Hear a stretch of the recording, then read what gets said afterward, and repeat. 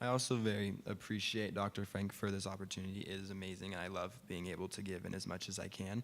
And it's helpful that there is, like how Paige said again, that there's different like viewpoints on everything. We have 2 kids from every single grade, so there will be something Dr. Frank mentions that's like, oh, seniors, this happened last year, do you remember that? And then the freshmen are like, what are you talking about right now? Like it's funny, but it's also something that you can really see how different everybody's high school careers and life is going, to where the freshmen are just starting and they're very excited and they love being in the principal advisory group and giving in what they can based off the like only semester they've been here, while I'm a sophomore and I have experience from last year, but Paige has experience from the past 2 years, while also seniors have everything from their whole high school experience, and they need to give in everything and kind of give us more information and advice on what to do throughout high school as I continue to go through this for the next of my high school career in principal advisory.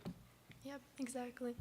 One last thing that I think is kind of important, it also, with having someone from each grade, freshmen come in and they sometimes don't know what's going on, which is great in a way that we can move on from maybe something we used to do because freshmen want to see something new, and maybe it doesn't help them as much as it did help us. So that's also super duper helpful. So yeah, super grateful for Dr. Frank putting us in the group. It's like a big opportunity and something that I really enjoy. So I look forward to these meetings. We also get donuts, so. yeah. Thank you very much. Of course. And thank you, and the leadership thank you for your input into the Innovation Center and for your input into the high schools too. Your voice matters a lot to us and to the district, so thank you. And as we're going on with our meeting, if you have any thoughts or questions as we're going on, don't hesitate to say, hey. All right, moving on to our superintendent's update, C7. Sweatstein. All right, I am excited to share a few highlights from around the district this evening, some which have been previously mentioned this evening. So first, Prairie Winds hosted their 5th annual Hawk Strong Day. This day brought together educators, medical experts, and parents to create a model for student wellness. The event featured diverse workshops reflecting different aspects of health, from fitness to nutrition, and students especially enjoyed hands-on activities like Taekwondo and the obstacle course. We also have some state updates. Our combined women's swim and dive team had numerous qualifying athletes, and they walked away with 4 state champ titles. Congratulations to Abby Perry, state champ in the 200-yard freestyle and 500-yard freestyle. Grace Perry, Zoe Sharon, Abby Perry, and Abby Wallace, state champs in the 200-yard relay and 400 free relay, in which they set a new school record. And our girls and boys wrestling teams had 17 qualifiers with an impressive 3 fourth-place finishers and 2 fifth-place finishers. Congratulations to the teams from both of our high schools. It was mentioned this evening about our Pikes Peak Regional One Act competition. Lewis Palmer High School's Macbeth and Around the World in 80 Days had fantastic performances, with Around the World in 80 Days earning 3 awards at the Regional One Act competition hosted by Palmer Ridge High School, which also performed Gossip.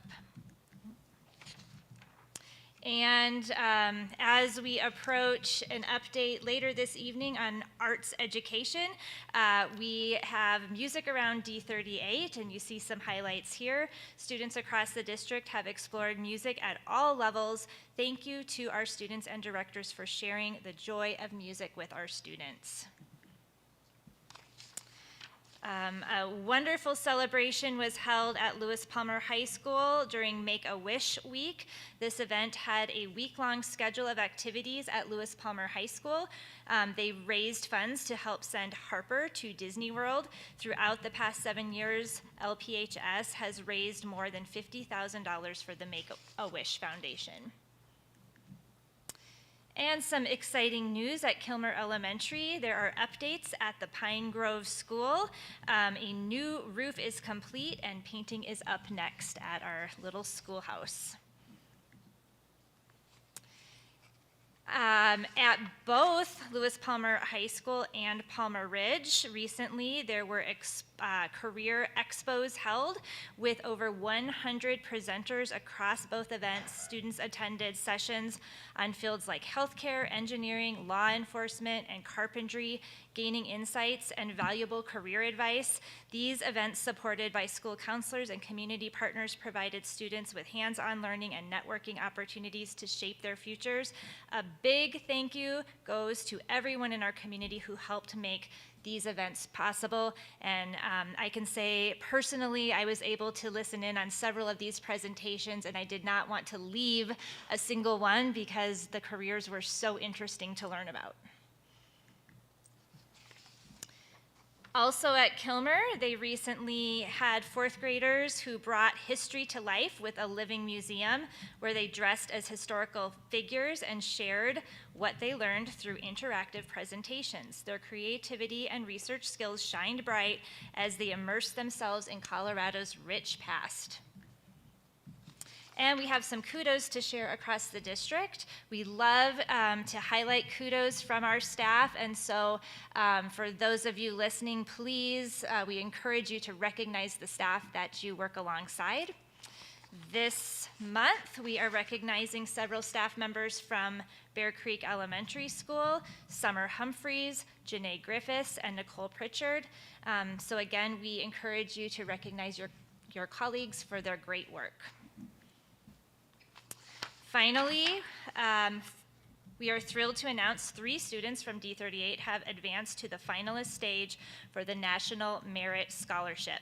Our congratulations and best wishes go to Kai Jones and Jathan McGrawn, both from Lewis Palmer High School, and to Charlotte Wetzel from Monument Academy.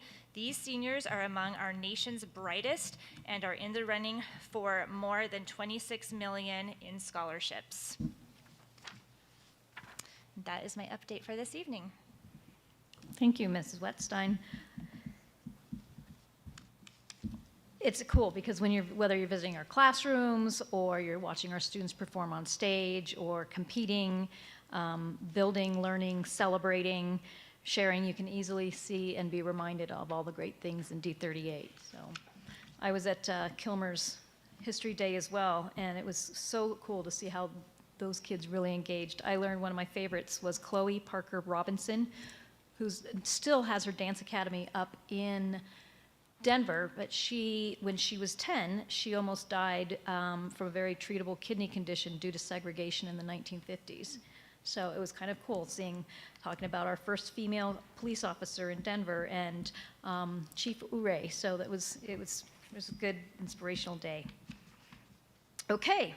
We are now moving on to our next set of agenda items, which is our discussion items. First up is our Arts Education Task Force update.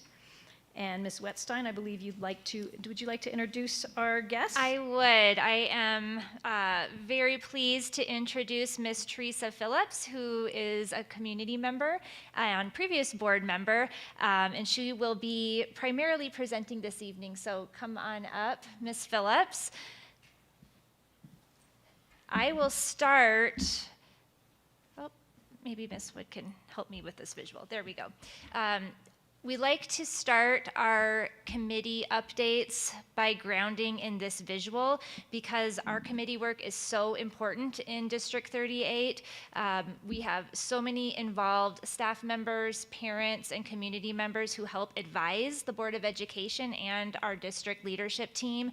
around all of the decisions that we make in the district. And the Arts Education Task Force, as it stands, is really a grassroots effort initiated by Ms. Phillips along with other community members to help elevate and promote arts education across our D38 schools. So with that, I will go ahead and, oh, Ms. Wood, there's something going on with our presentation. If I do it full screen, then we can't get to the webpage. Oh, So okay. that's what I'm So stuck maybe can you help us scroll a little bit so we It's okay, I can talk see for a the little slide. bit while we figure it out. There we go. So welcome back to the boardroom. Thank you very much. Good evening, and thank you for your time. And while I have the opportunity, I want to thank each of you for your service to on behalf of our students in D38. Thank you so, so much. And it's nice to see everybody that I know well, and I appreciate all the public people who are here as well. So I am fortunate to be a parent and community member in D38, and I'm really grateful for the chance to work with other families and students and professionals in my field of fine arts to bring hopefully some extra opportunity for our kids in the future as we move forward. The nonprofit organization American for the Arts recently published some key findings from 2023-2024. Nearly 80% of Americans attended, visited, or watched an arts or cultural event in person over the past year, underscoring the central role of arts in our everyday life.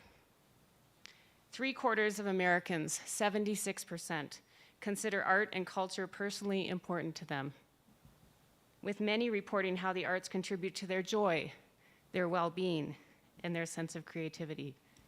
It can be a nexus for those students who are struggling with their own mental health. The benefits of art and culture extend beyond individuals, helping to build stronger communities. A vast majority of Americans believe art and culture provide shared experiences with people of different race, ethnicity, age, belief, and identity. An overwhelming 92% of Americans believe every student should have access to a quality arts education. While 9 in 10 Americans agree art education is important, only 52% think students have sufficient opportunities to take classes. Here in D38, we've been working toward creating a ground base for providing our students with a strong, if not rigorous, arts experience and education. I'm here this evening because over the past 19 years, I have been at the center of countless conversations with D38 parents, students, educators, and art professionals as to how best to serve our students of all abilities within the arts. In January, here we are, we're now at the slide. In January of 2024, we began meeting in a more organized manner as a task force to gather ideas, generate solutions, and create a more formalized pathway for capturing the needs and the desires of our community with regard to arts in our district and our community as a whole. Our meetings have included, we have a roster of up to 59 participants now. Our meetings have included staff from all of our schools.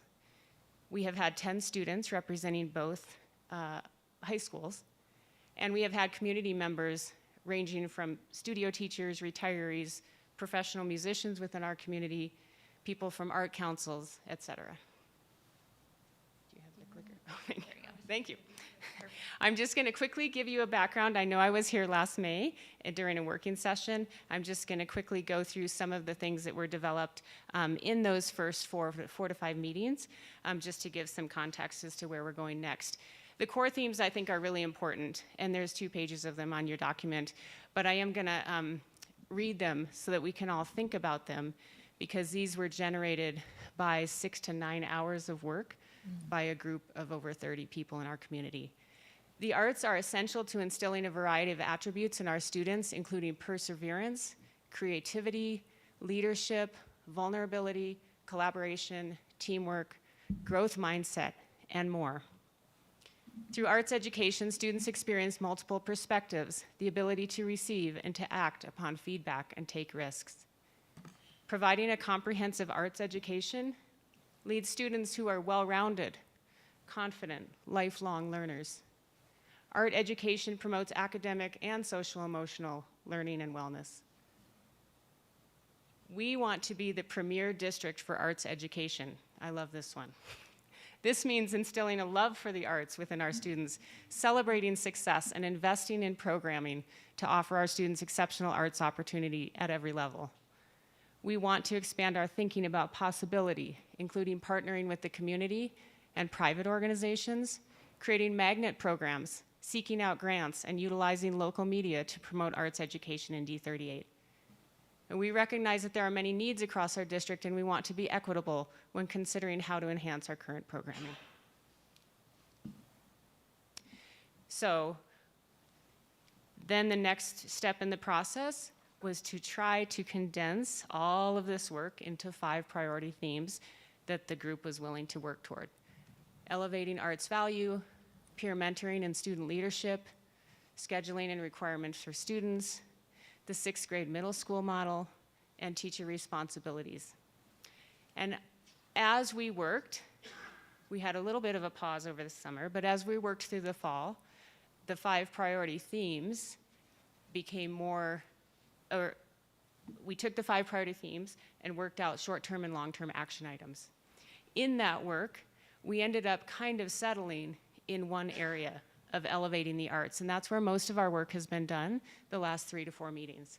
So in elevating the arts, the short-term actions, as originally articulated, were focusing on scholarship and signing events, an arts fair at the elementary level, a district arts show, National Arts Honor Society recognition, honor cords for graduates, and for long-term fine arts graduation requirements, which I know has been an ongoing conversation in the district, and to form an arts council so that arts teachers and staff from each school could collaborate.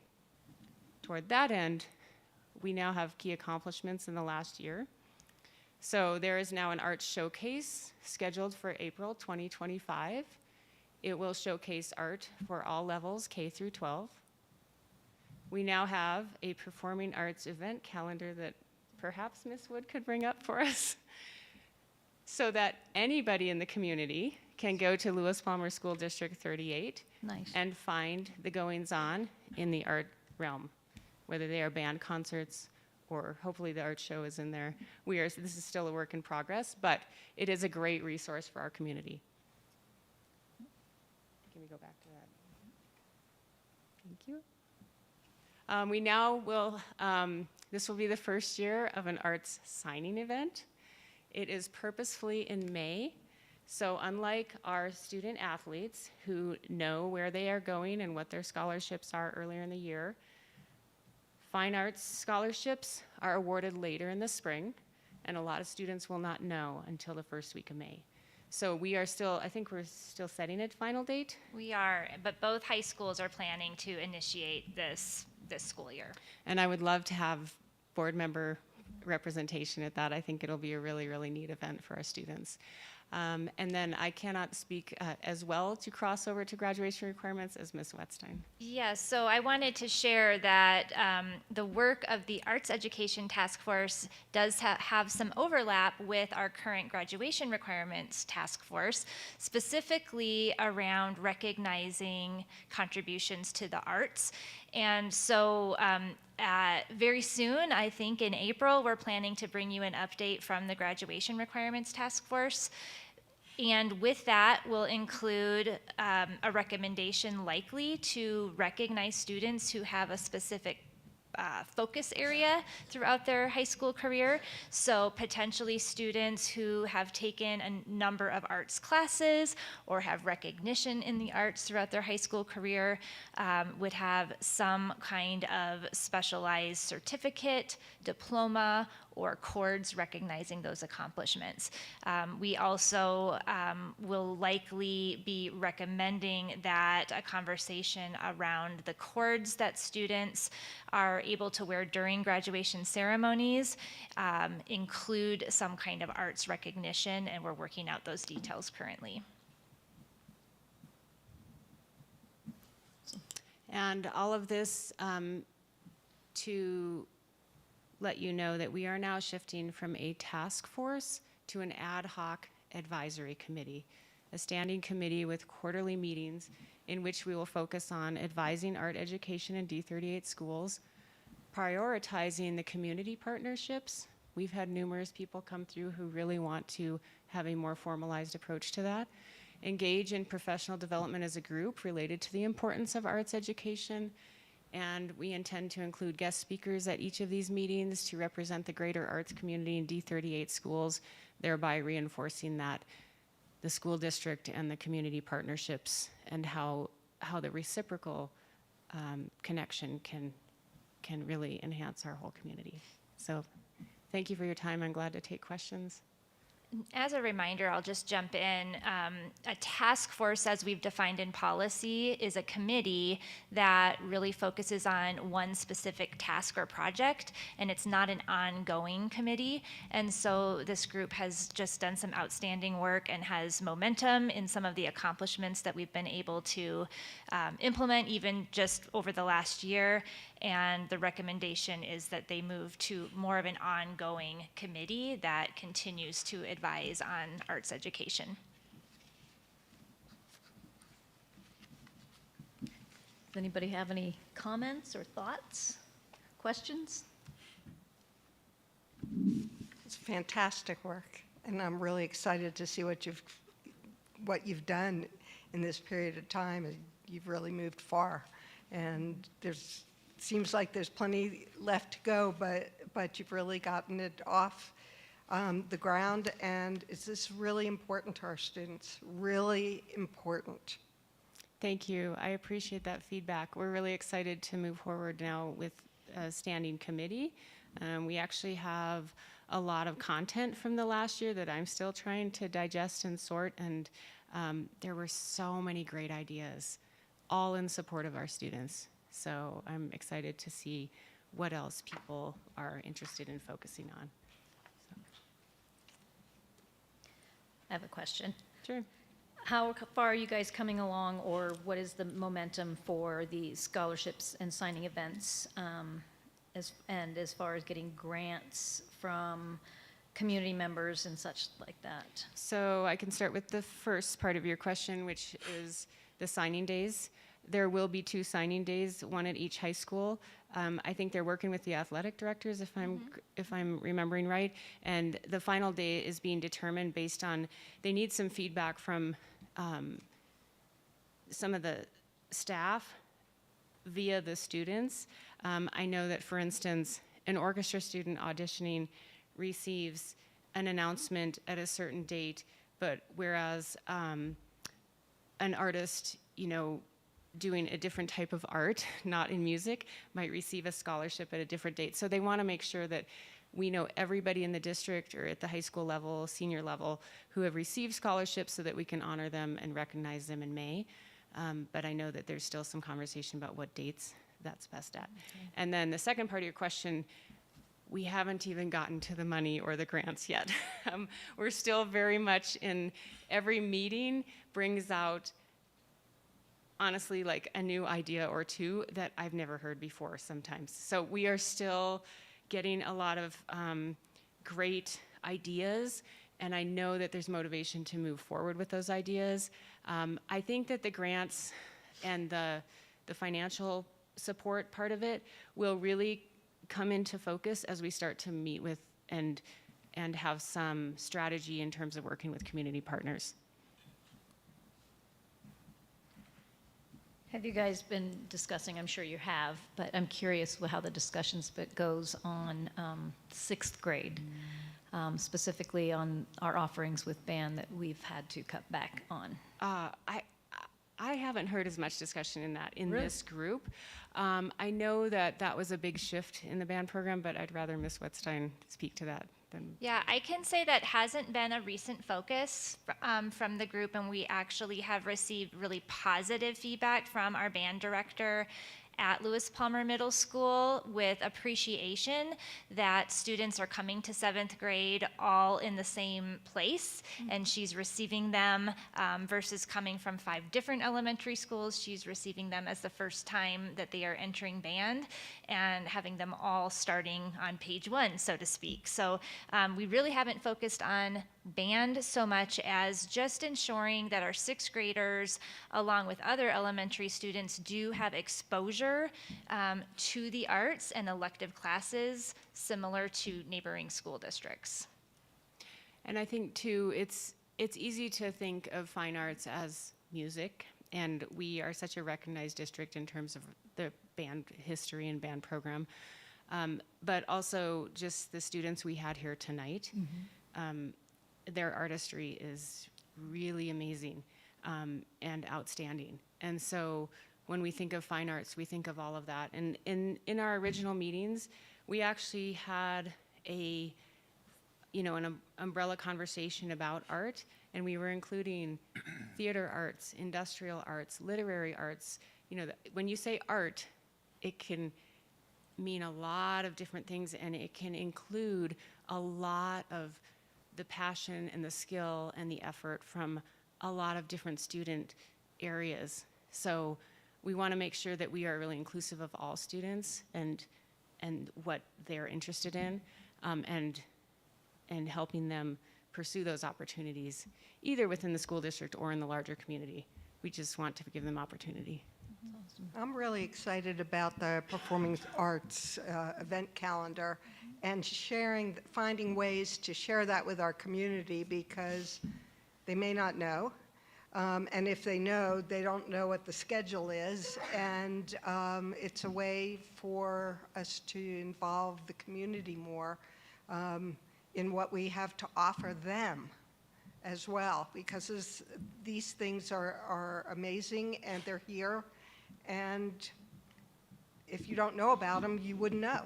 Yeah, that was a large part of our communication last spring, was just centered on the communication we have with the community, because I have been to concerts in Lewis Palmer High School or Palmer Ridge High School where there might be 45 people watching 20 performers, and I just wish the whole auditorium were packed full, because they are amazing performances. And I also know community members I've had conversations with who wish they knew that that was occurring so that they didn't have to drive down to the End Center, the Pikes Peak Center.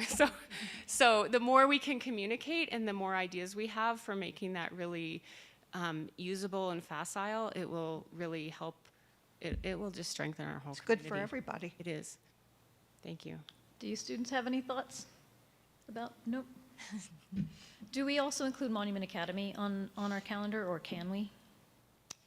We certainly can if they would like to participate. We do have Monument Academy representation on our Arts Education Task Force. Yep. It's been very helpful too. Awesome. So, and Monument Academy has string players. Oh, yes. Anybody else? Teresa, thank you so much. Thank you. This I is really exciting. appreciate your time. Thank you. It's very exciting. I'm Thank glad to give you an update at any you. time. And I'm excited to see you here too. Thank you. Okay, we are moving on to D2, which is our Priority 2 update, our Career and Innovation Center, and we'd like to invite our Director of Innovative Programming, Jessica McAllister, who is going to present us with an update.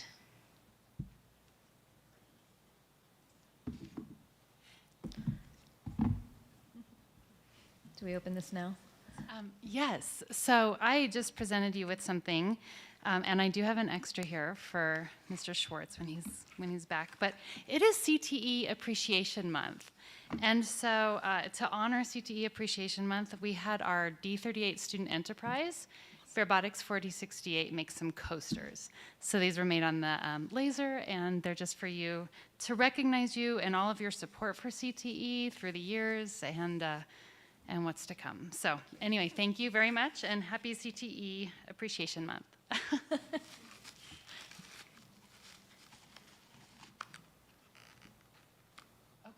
got it. I think I can handle that. So Jessica McAllister, Director of Innovative Programs, always excited to present updates.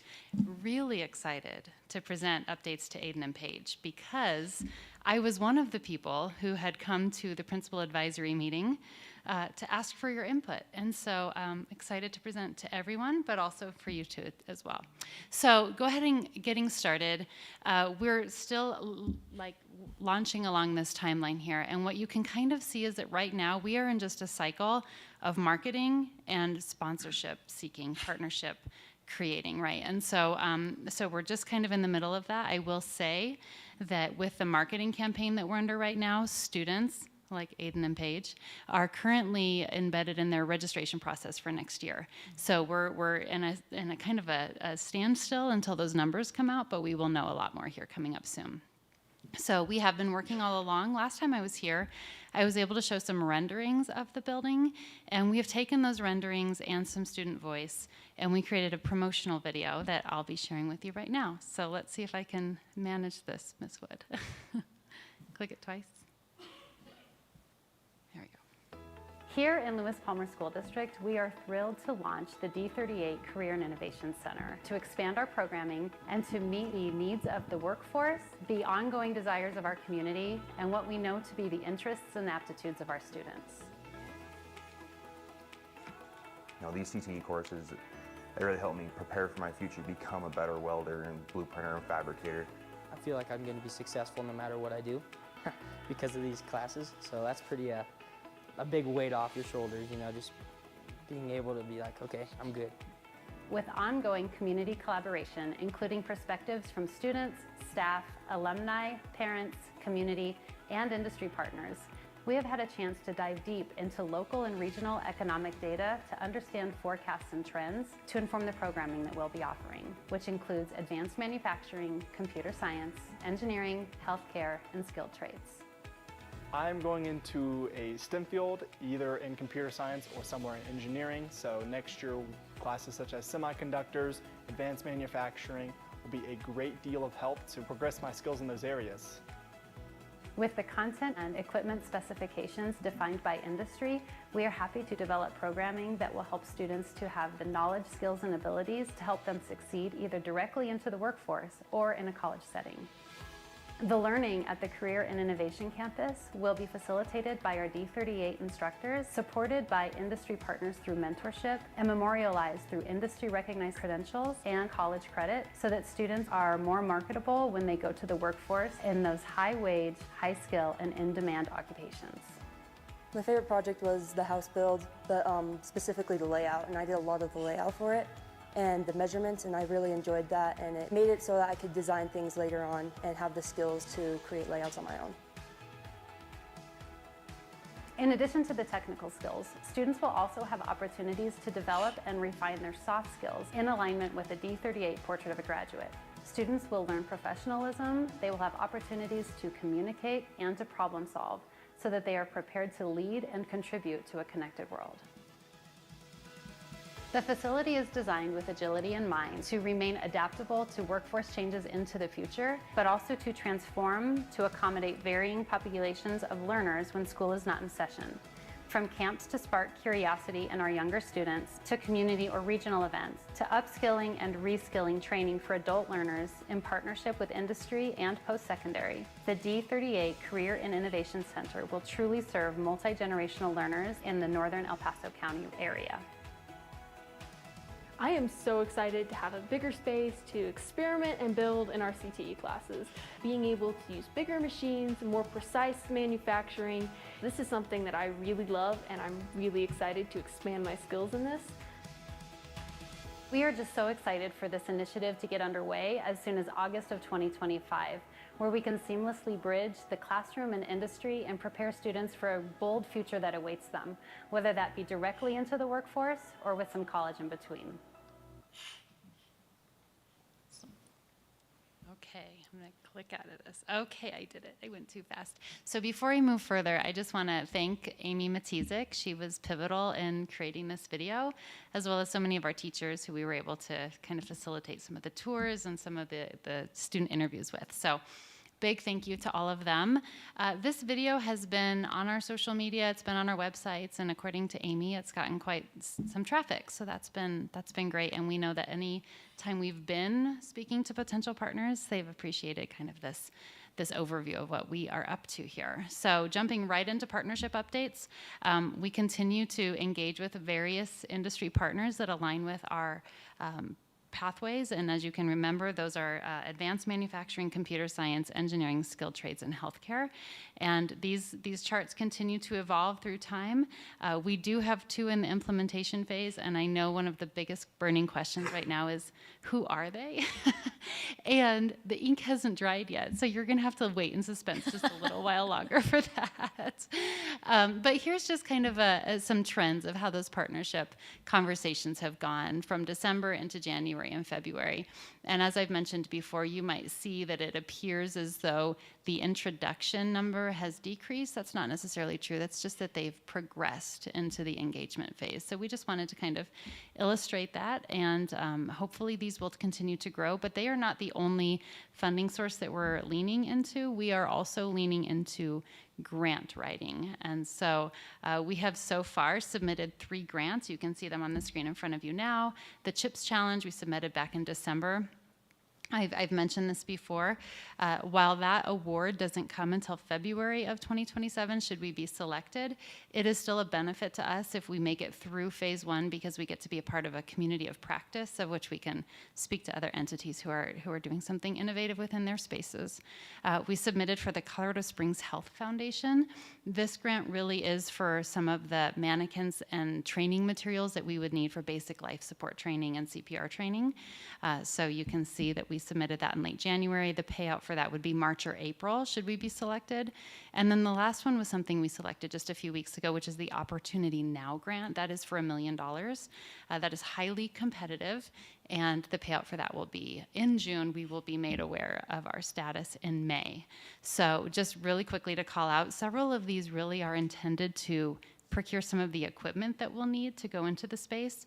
And we're trying to be really, really strategic about making sure that we have diversification in our requests. So we are trying to build a story that says for each piece of equipment, we've at least asked 3 different places, right? 3 different grants. So really being strategic with that. We are currently writing 3 other grants. So when we see you again in March, we will have an update for that. And in each of those grants, not only are we telling our story, but it is also very helpful when we start to announce people who we are in partnership with. And so we have secured letters of support from each of the organizations on the screen in front of you there. So we have a variety. We have healthcare represented. We have cybersecurity, obviously, several manufacturers, none construction, and the list goes on, even up to the national level. So those are some of my updates. And back to the timeline. As I mentioned, we are just continuing to move right along. I have some work to do in the gateway, which is just a back-end place for CTE. And then we're going to get to some numbers, and that will lead to some staffing conversations as we approach mid-March. So with that, are there any questions? Any questions? I do actually. Yep.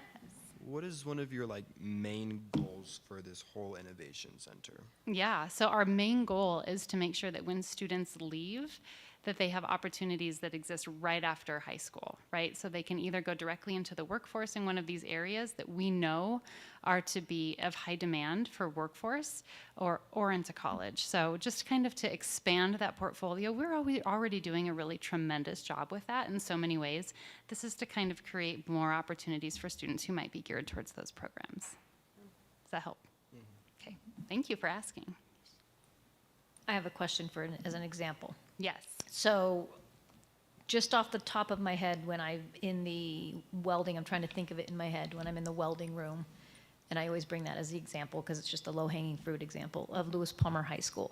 There is a wait list to get into those classes, and very few students get into those classes as I understand it. Yep. Will that expand in this Yes, programming. it most certainly will. So right now, what Ms. Upchurch is referring to is that we're confined by space in our high schools, and you're sitting there over at Palmer Ridge High School, there is no welding space, right?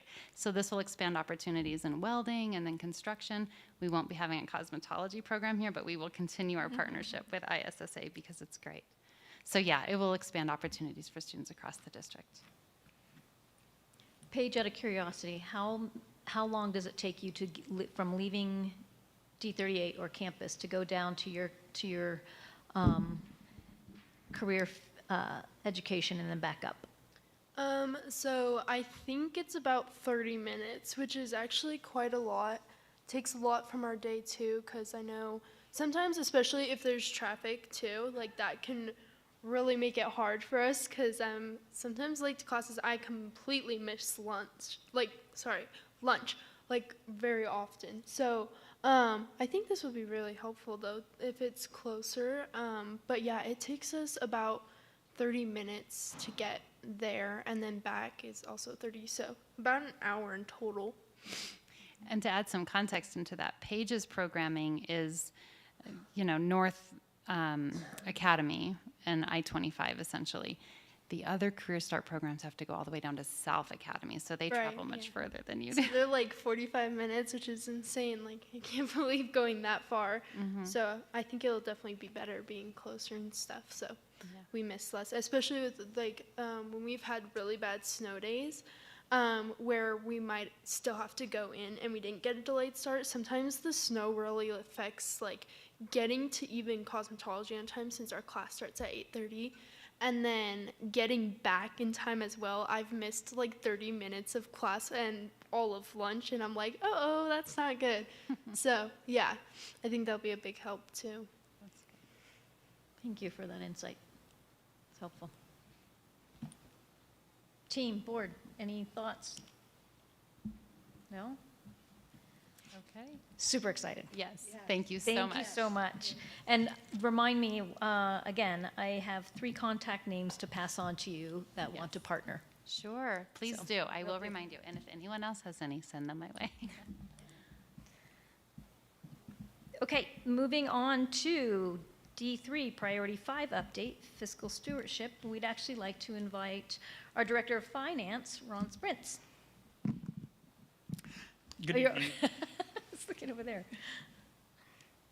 Thank you, Vicki. Good evening, all. Ron Sprintz, Director of Finance. You need to get used to me today. I've got 3 presentations, so jumping into the deep end. I'm here to give you an update on our strategic plan update, the fiscal stewardship.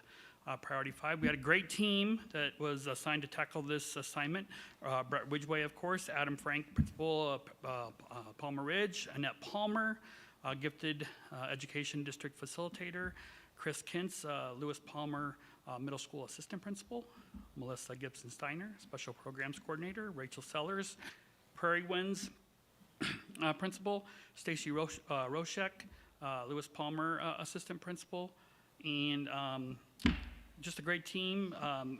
Like having non-finance people on these type of teams. They're diverse perspectives that shape their roles, enriched the work on this priority. So I was just grateful to have all their contributions. Again, this was the financial stewardship goal from the mission. Let's see if I can figure out that. Yep. One of the strategic plans from the board, which is always great having financial information in that. So update on the different measures we came up with. Our first outcome measure really centered around how we educate finance at all levels of the district, staff, community, whoever wants to know. Finance, educational finance is a complicated process, and a lot of ins and outs, and just getting that education out there is just so important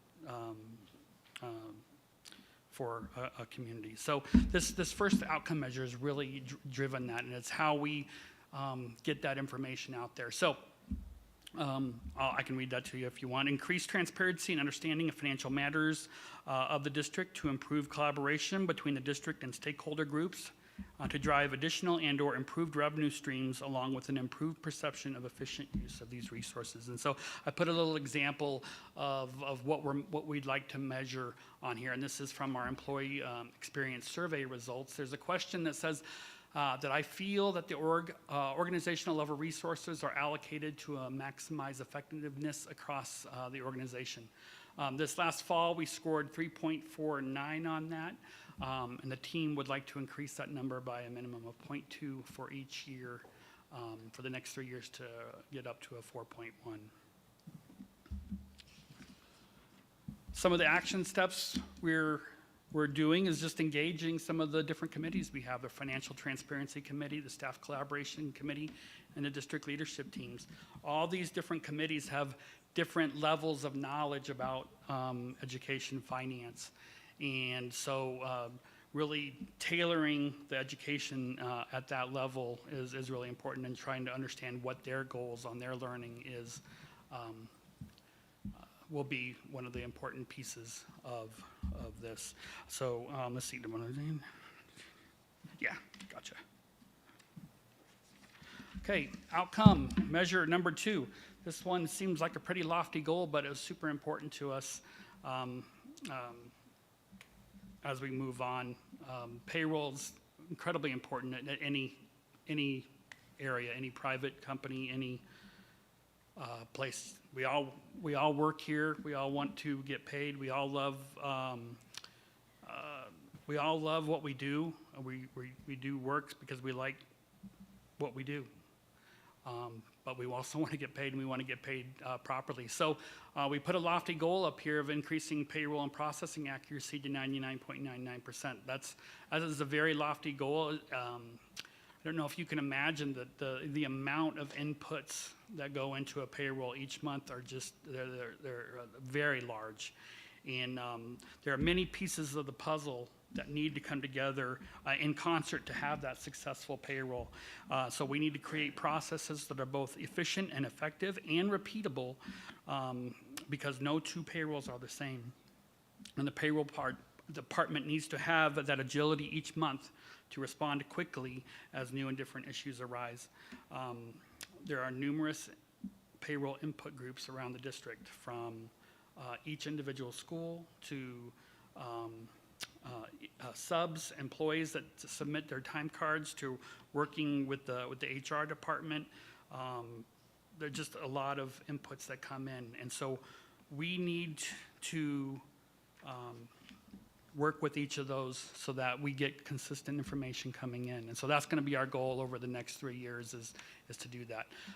One of the things we did is we hired a new payroll specialist just recently, within the last month. And she started, and she's doing amazing already. We didn't have a flawless first payroll with her, but we had a very good payroll and very normal payroll. In my mind, I've seen some good payrolls, and there's always seems to be 1, 2, 3, maybe half dozen issues that arise. But as long as they're responded to quickly and communicated in a timely manner, we usually count that as a win. And we've got a couple people working that right now, and just doing an amazing job. I can't tell you how proud I am of them. Can I ask a quick question? Yes. When you said that that's a lofty goal, industry standard, what is considered a good percentage of accuracy? I don't really have industry standard. I do come from education, and at our previous district that I worked for, we were up in the 99 point something. And again, it's seems like a lofty goal, but again, if you measure every single piece of data that comes in, and that's what we're doing now, is we're trying to gather what data do we need to collect in order to measure against ourselves. That's what we're doing now, is figuring out those data points. And so I have seen 99 plus in the past, and so that's what we're shooting for.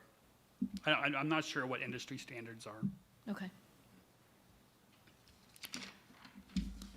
So again, let's see, again, we want to review the entire process front to back, evaluate those concerns and needs.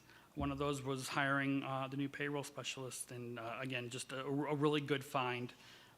Really happy about that. We also want to cross-train individuals in finance and HR to perform roles when there are absences, and that allows for people to be sick, and it allows for people to go on vacation.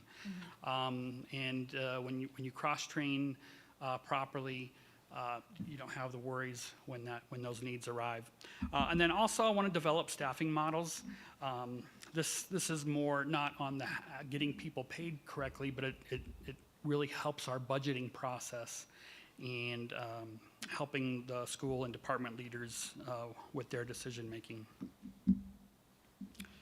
Okay, our third outcome measure is really about our financial performance.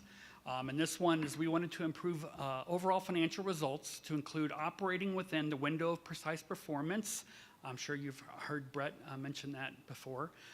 For the district, and then each school department at spending 98 to 100% of their budget.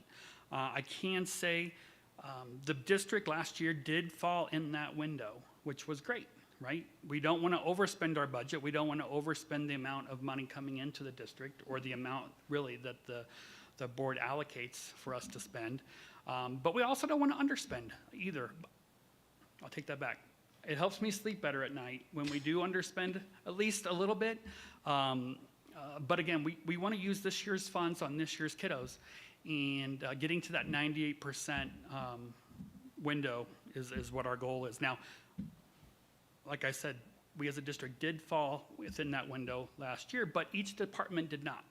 And so we had some that were a little over, we had some that were a little under, and luckily all those pieces came together at the end, and we ended up as a district in the right window.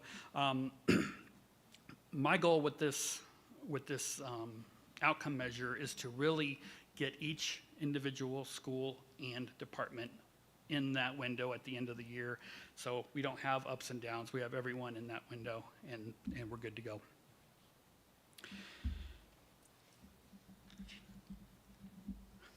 Okay, so yep, action steps for this is connecting with school and department leaders to review results. I have to say there's been a lot of, I shouldn't say a lot, there's been some turnover in accounting and finance this year. One with the payroll person, as mentioned earlier, and then we had a retirement also, which was well-deserved, and we're absorbing that work as well. We do have someone new on board, but we're running through learning curve issues there. But eventually, we want to get to where we're connecting with these school leaders and department leaders and showing them where they are in their spend to hit that goal. Also want to start a program here where we're doing monthly balance sheet reconciliations on all our balance sheet accounts to ensure proper reporting, and then produce and distribute and review those window of precise performance tracking reports that I want to develop and have yet to, but know what I need to do. Any questions? Anybody have questions? Mr. Brown, you're the board liaison that's been involved in this work too, right? Not really integrated with it yet, but I know I need to be. I haven't really participated I'll yet. take responsibility on And- that. I needed to get in touch with Todd, and I did not. Sorry, Mr. Brown. We're just beginning to include the board liaisons in this work. There's been quite a bit of work with each of the priorities that's happened into this point, and we're really excited to start engaging the board members within the conversations moving forward. I'm definitely looking forward to getting us as board members being able to be back in the saddle and being able to be board liaisons in this work again. I think it's important that we as board members are part of that work. So that is something that is definitely going to be a welcome change in getting back on track with that. Okay. Great. Thank you. Thank you, sir. If Ron were here, he'd have lots of questions, I promise. Okay, D4, Homeschool Enrichment Academy and Transition Services Update, and I'd like to invite Ms. Andrews to the podium for this presentation. Good evening. I'm Melissa Andrews, Director of Planning, Facilities, and Grounds. And just a really quick update for you guys. I want to let you guys know that we have a bunch of our community partners, Monument, the Town of Monument, the Fire Department, all behind us and helping us through this process. We've had meetings with them looking at such things as what it takes in our district to get variance waivers, who's responsible to give those, and to what extent we can utilize those. In case anybody's not aware, typically education has higher requirements for things like airflow in our buildings. And so when we educate students in a place that was not specifically designed to be a school, whether it be a church or an office building, we have to ask for a variance waiver and have that signed off on so we can continue educating students in those spaces. And so, with that, we have been looking at both long-term and short-term places for both the transitions program as well as the homeschool program. And for short-term, there's a chance that they could be in the same location, but there's a chance that they could be in different locations. And so what we're doing is taking all the information that we've gotten from all of the feedback. We had a storyboarding session with both programs. We went over and met with the homeschool families just to work through some of the rumors that are out there and gathered as much feedback as we could. We're taking that and taking all of the items and vetting them, the pros and the cons, the costs and all of that timeline, and seeing what can work and what can't. And so as we're working through that, we have inquiries out to a ton of people from churches and office buildings and vacant buildings, waiting for feedback on some of those, but we have taken the leadership of both programs to see at least one of those spaces. And with that, I am planning a repeat visit and bringing architect, contractor, and the fire department to see what extent those spaces would require to bring up to educational code if that became a long-term solution. And so there's not a lot of solid answers yet, but we are looking at everything. Anybody have questions? Questions or comments? No. I actually do have a comment. First I wanted to reach out and say thank you to our Homeschool Enrichment Academy families. We've met 3 times, and as I've reminded everyone that nothing happens in a vacuum. It all happens simultaneously, and it's all moving together. And our homeschool families mean something to us in our school district, and we have a very robust population of homeschool families in our area, and the partnership that we as a district have formed with them and grown over the years is not going to be demolished simply because of brick and mortar. And again, what I was saying, that we like inspiring beginnings and happy endings, but the middle is kind of messy, and it would not be appropriate for us, I don't feel personally, if we had said, here you go, there it is for you. So engaging and finding out what are your needs, what are your wants, what are your expectations, and then going about that with that guidance is, I think, the right way to do this. And I want to, as everybody on this board knows, we're already behind schedule because we had planned to, if everybody remembers from our strategic plans that we worked on, we had that on our strategic plan back when we started that work. And we had planned to have this already, this conversation was, we were going to have this done and ready to move on in June. And here we are in January. And so but that's because of hiccups. Things happen. There's this thing called COVID out there that kind of set us back, and some other things. But I am very proud of the work that you guys have been doing and setting forth, and I want to thank our homeschool enrichment families and also our transition students and their staff as well, and their families, because ever since I've been on this board, finding our transition families and the right home and the right fit has been a passion and a priority for me. So I'm glad that we are actually moving forward with that as well. So thank you for the due diligence and the work that no doubt you're working 7 days a week like the rest of us are. So thank you. You're welcome. Anybody else? Thoughts? Thank you. Thank you. Okie doke. We are now moving on to agenda item D5, which is our first reading and review of D policies. Mr. Spritz. Good evening again. Ron Sprens, Director of Finance. Got some D policies here. D are the ones regarding fiscal management. I'm not sure of what the procedure process is for here. We have 5 here. DB, in the annual budget. DH, bonded employees and officials. DJ-DJA, purchasing authority. DJE, bidding procedures. And DKC, expense authority reimbursement. All these that I have in front of me were updated with the latest CASB language. I read through them. I didn't have any issue with them. Is it typical that that the board will ask questions if there's any questions as they've read through them? Yes, often if there's questions pressing now, then we'll ask if we come up with a question before our second Sure. reading. I personally did have a question, but Okay. I want to see if my fellow board members had any. I had a question on DJE. Can we bring that one up? That's the bidding procedures. Yes, the bidding procedures. And I know that this one, I remember learning about this one, and we just had some recent change in legislation on the bidding procedure, and it's actually even cited on here. On the red line, I had to read some of it 3 times and didn't understand it, so I was hoping maybe you could share in layman's terms, or is this something I can also just ask later? What I'll probably do is take your notes and we'll get an answer for it. Okay, so one of the questions I had when I read it was, any requirement that the district hold harmless another person or entity, any requirement that the district or contracting entity participate in binding arbitration or other extrajudicial process for dispute resolution,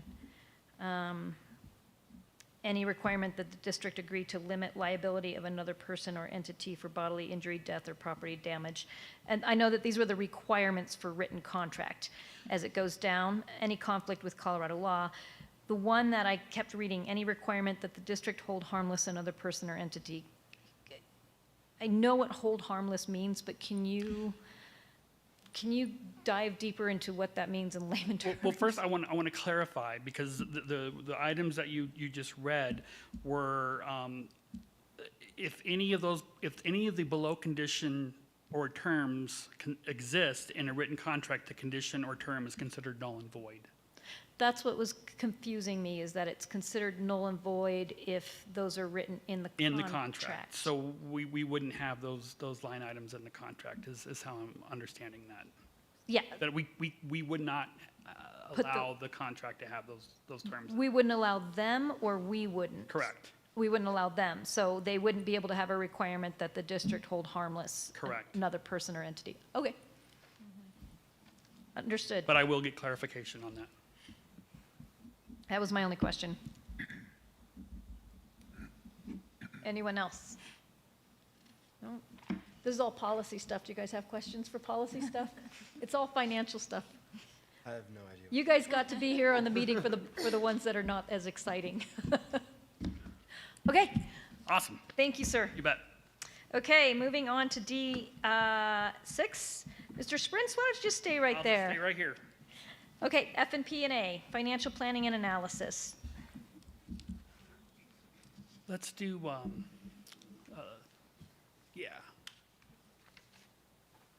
No, not that one, sorry. Although that So- one was interesting, I noticed that Bear Creek has got quite the increase in enrollment. But, Correct, yes, we're gonna talk about that. Okay. Yeah, go to the top left. So typically, I apologize because I don't know Brett's normal cadence for this update. Typically, we would have like some January financials. Thank you. In this report, because of that turnover I mentioned earlier, we were missing some postings that were very necessary to make our numbers look correct as far as posting our state revenue. And so when you don't post your state revenue, the numbers look very far off. So we decided to not include the January financials in here. We have since posted that as of this morning. So we've got that in our books, and we're ready to move forward with that. But what I will talk about, typically, after the January timeframe, where there's a lot of work on the amended budget, that's all done now. We're past that timeframe. Starting in February is when we start looking at the 25-26 or the next year budget. And so that's what I want to talk about now. The information we usually start working with is student count. And so one of the things Brett has up here is the projected student count for next year. And the important thing to note about what we're showing right now is the number at the bottom right for the total. So as a district, we're budgeting flat, as in no change in student count for the district. We do have changes, significant changes within the schools. You can see if you go up into that green column up on the right, you can see some up 45 and down 40, and some changes at the middle school, and some increases at Palmer Lake and at Kilmer. Both of those driven by some data we have about birth rates, and so we're kind of expecting to have some bigger entry level kiddos heading into those schools. But again, the important takeaway from this slide is that right now we're going forward with flat student count.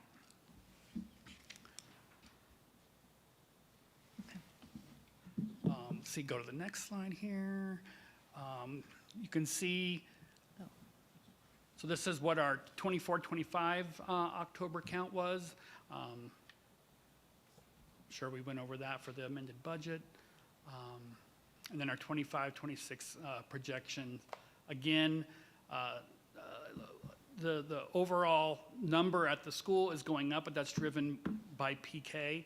If you look at the K-12 count, which is really driving our general fund dollars, our fund to $10, it's going to stay the same.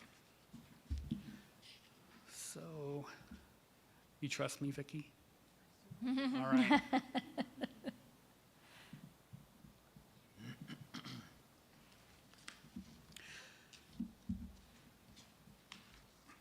All right, so we start talking about new monies for next year. That's typically how we get the discussion going for next year.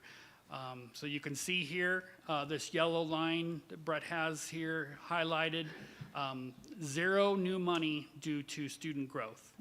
So that's volume variance. We call that volume variance down here. So you can see the student count volume variance at 0. So really the only increase we're projecting next year is rate variance, and that's at the state level.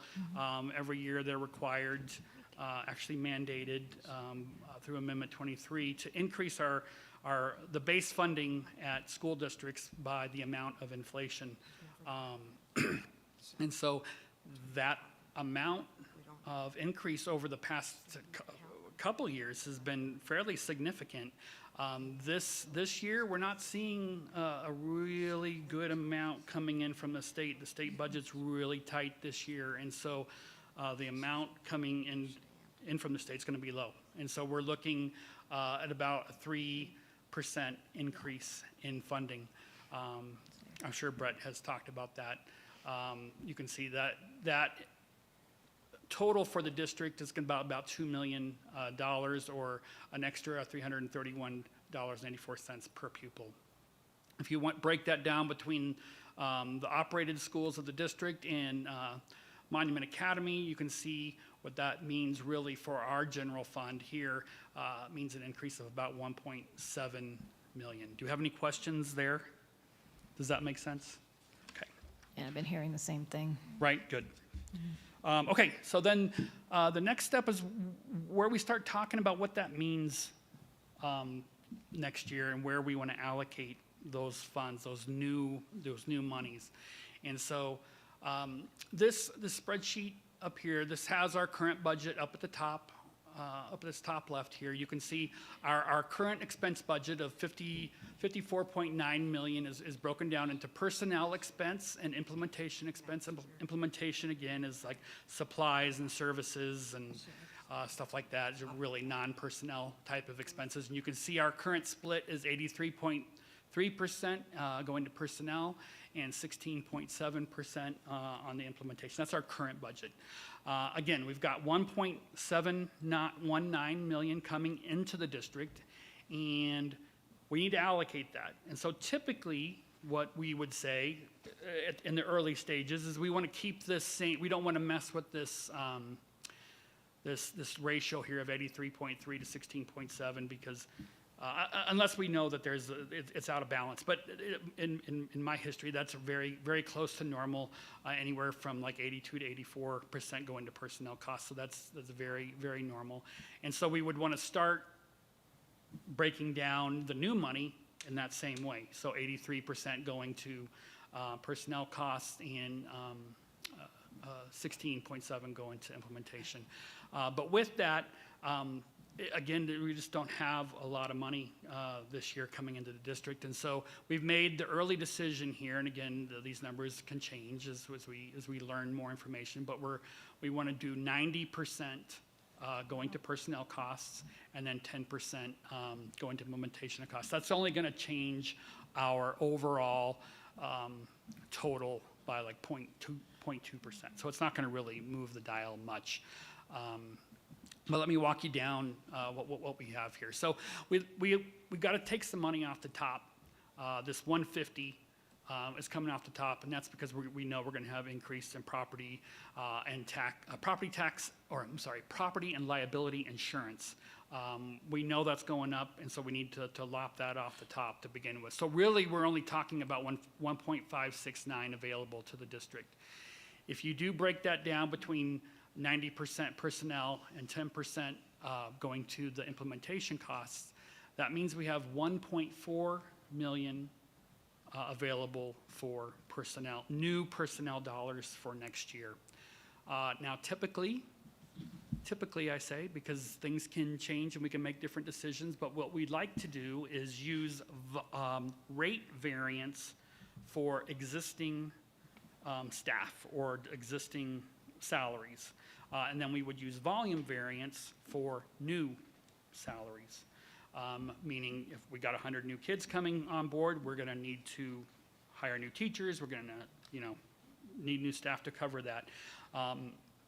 In this case, we don't have any volume variance, and so we need to make some decision here about of that 1.4 in rate variance that we do have.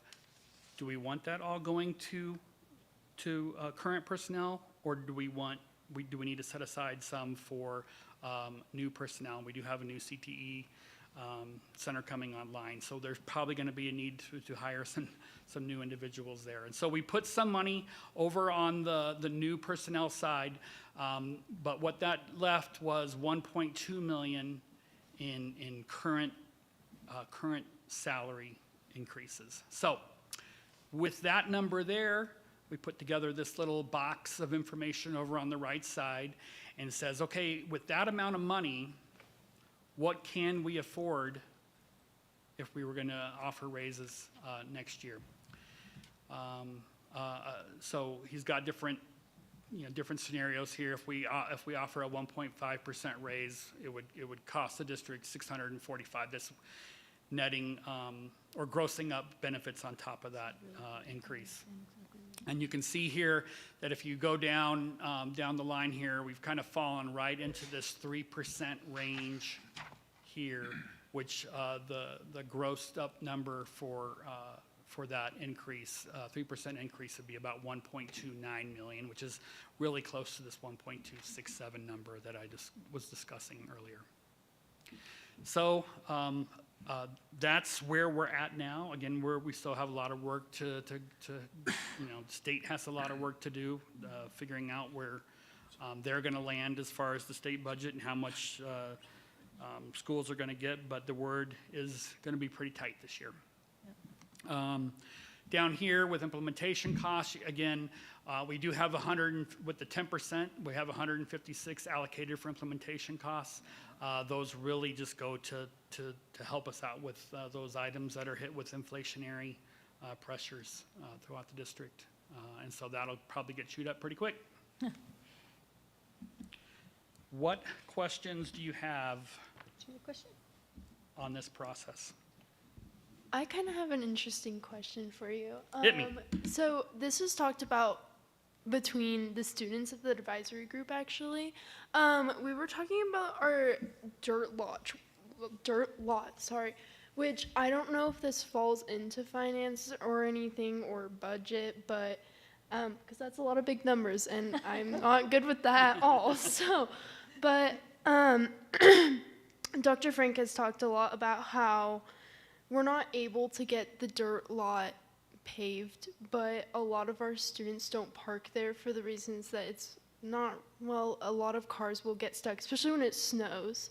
It's not easy to plow at all, and he said that we don't have the money for that, so I was just wondering where that falls in, like when that might be able to be fixed. Yeah. I don't know, just, yeah. That is actually a really great question, and it's part of how the district allocates funds to stuff like that. And so I'm actually on a committee right now that we're going over that kind of stuff.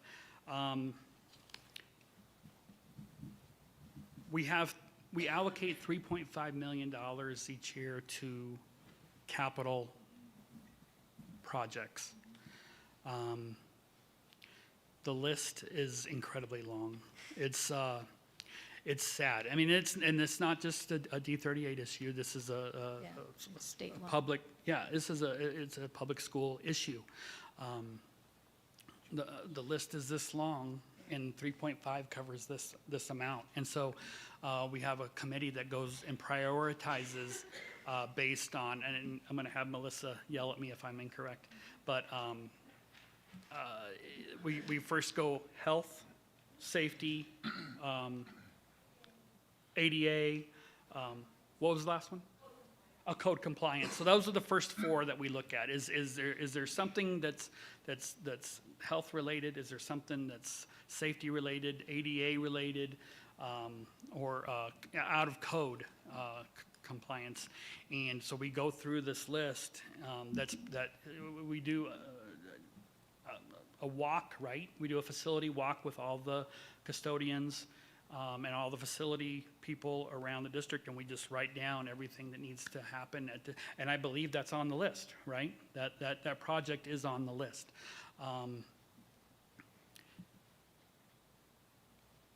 The 3.5 million is just it goes quick.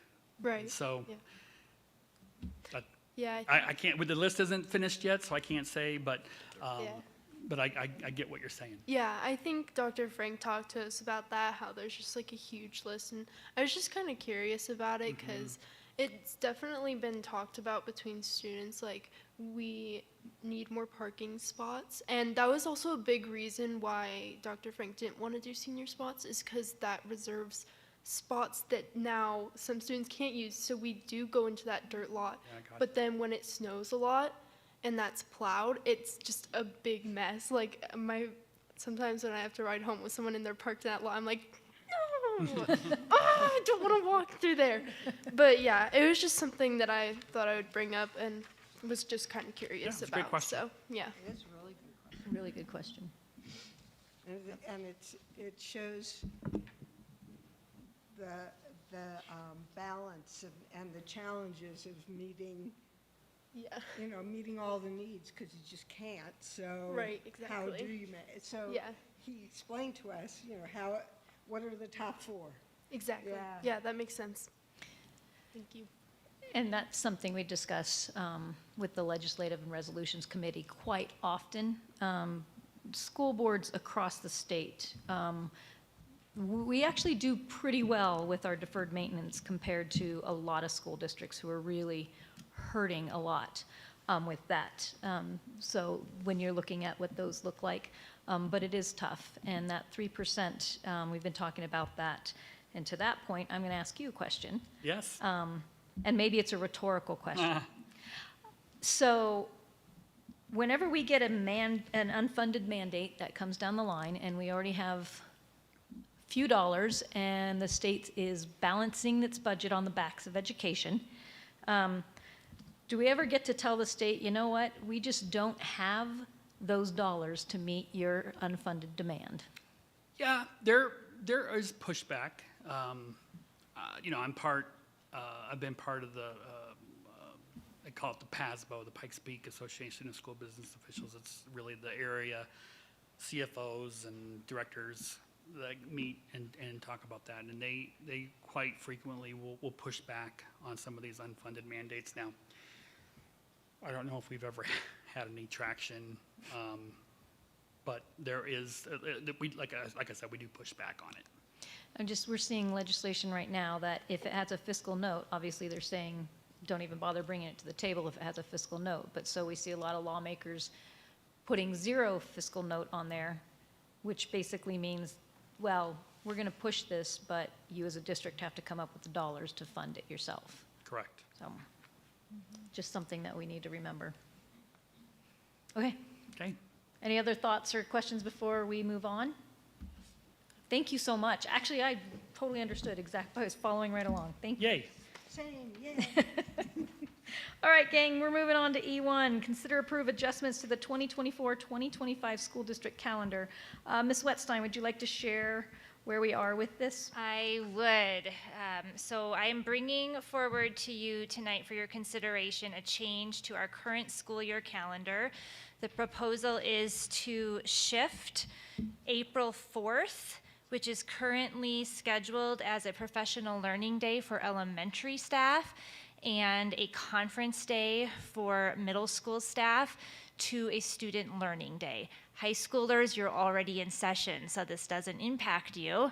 But we are proposing this change because in looking at our history of snow days, we are already, we've already used more snow days and delays than has been typical over the last several years. We do, some folks may not know, we do still have to adhere to instructional time requirements regardless of if we call snow days. So if we go over the amount of time that we have scheduled into the calendar as a buffer, we do need to make up that time. So right now we're proposing to add April 4th back in as a student learning day, and to communicate with families that if they had already planned long weekend activities, their students will certainly be excused on that day. We do plan in a significant amount of time for snow days each year, but this year was a bit of an anomaly because we had 3 days in a row in November. Those days usually don't come until March and even April, so we want to be proactive. I'll also mention that our calendar task force that met over the course of last year proposed that moving forward, so into the next school year's calendar, the date in April, which is a scheduled day off for students and staff, is noted as an alternative makeup day, but that is not noted in this current year's approved calendar. So we do need a formal change of the calendar by the board to shift that April 4th date for this school year. I'm happy to answer questions or provide more information if you'd like. How many snow days do we have left?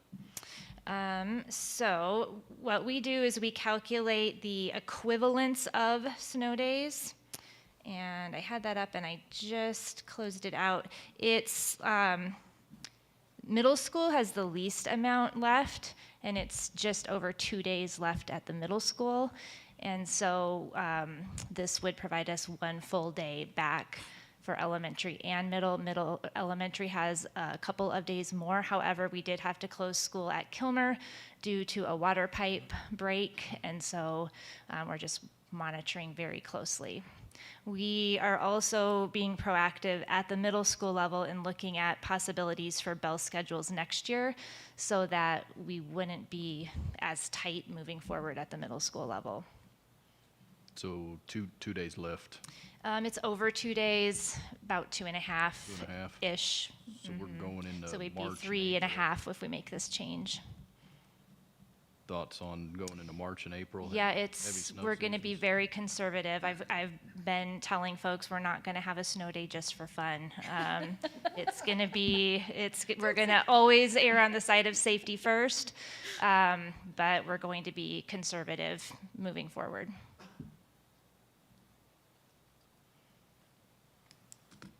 Any other?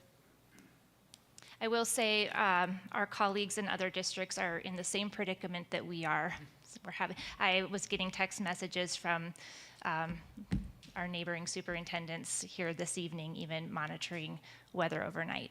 Oh, awesome. Do we need to consider more than just that one? That's the one we have right now to work with. That is the only one right now that we have to work with that's a scheduled work day for staff, unless we were to consider bringing students back after the current last day of school for students. And I know that will not be a popular choice I like that among idea. staff and students. Let's bring them back for a week after school ends. I'll just mention, we did consider at the middle school adding a few minutes to the day as an option, but the amount of disruption it would cause to our current transportation routes for what we would get back in time was something like 4 hours of time back, and it just wouldn't be worth the squeeze in that case. So pray for rain and not snow this spring. All right.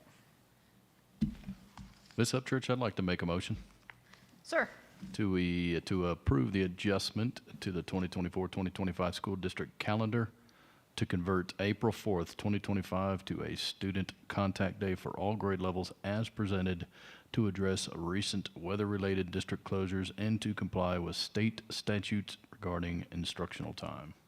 Well, second. Mr. Norris made a motion a long motion, and Mr. Brown seconded it, to approve the adjustment of the 2024-2025 school district calendar to convert April 4th, 2025 to a student contact day for all grade levels. Is there any discussion? It has been seconded. Just one more comment. Thank you for juggling that and helping address those snow days and those tough calls. So I appreciate what you do. It's been a team effort. Yep. Any other discussion or comments? Thank you for that. No, seeing none? Mr. Brown? Aye. Mr. Norris? Aye. Dr. Shane? Aye. Ms. Upchurch? Aye. Okay, so middle and elementary, you guys are still in school on April 4th. High school is already in school, so. Let's see, moving right along to E2, consider approve adjustments to Board of Education 2024-25 meeting schedule. This one is, I can speak to this one. This is for us to have a retreat. We discussed this at our last work session, that we would have a retreat on March 11th to discuss next steps. And we will bring, we have a facilitator, I can never say her last name, Shriverdecker, will come and work with us on that. It, of course, is open to the public. And so just to vote on if we want to have a retreat and at what time would we like to start the retreat.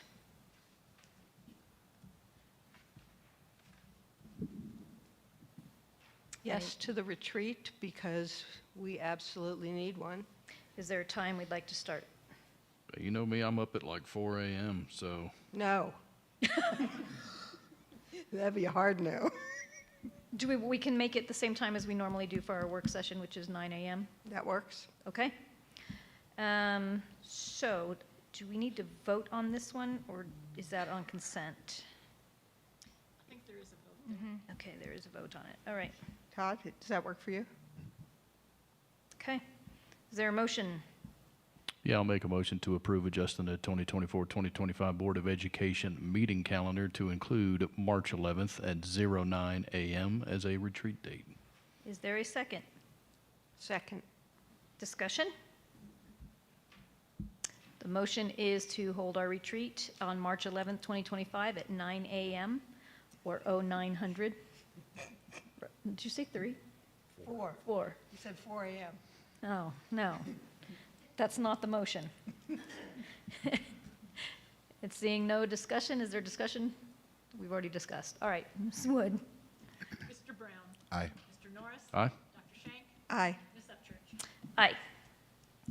All righty, moving right along. E3, approval of consent agenda. Ms. Upchurch, I'll make a motion to approve the consent agenda as presented. Second.